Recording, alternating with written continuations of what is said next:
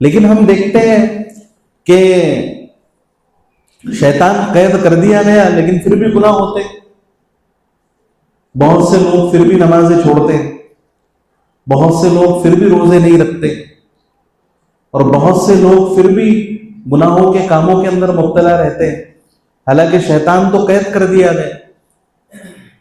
تو اصل بات یہ ہے کہ شیطان کا کام صرف گناہ کو مزین کر کے پیش کرنا ہے ہمارے سامنے.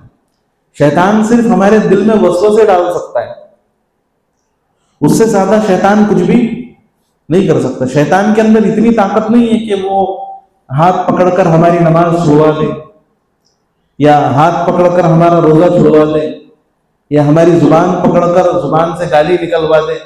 شیطان کے اختیار میں کچھ بھی نہیں ہے. اس کا کام ہے صرف وسوسہ ڈالنا، وسوسہ ڈالنا، برے برے خیالات ذہن میں ڈالنا، اور گناہ کو اچھا بنا کر پیش کرنا.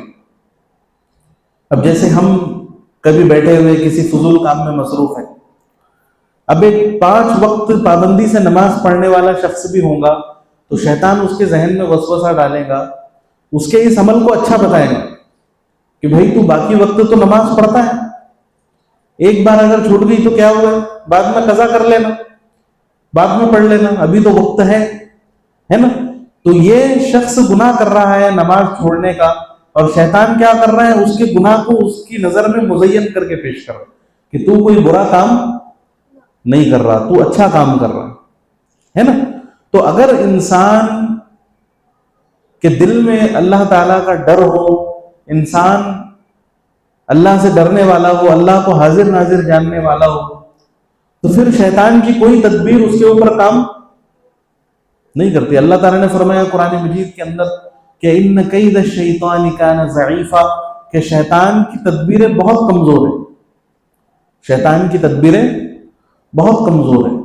بندے کا دل اللہ کی طرف متوجہ ہو جائے تو شیطان وسوسے نہیں ڈال سکتا، شیطان بہکا نہیں سکتا. یا آج ہمارے اوپر جو غالب ہے شیطان، اس کی وجہ یہ ہے کہ ہم خود شیطان کے پیچھے چلنا چاہتے ہیں. ہم خود چھوٹے موٹے شیطان بن چکے، تو اس وجہ سے شیطان ہمارے اوپر غالب رہتا ہے. اور اسی وجہ سے رمضان کے مہینے میں پھر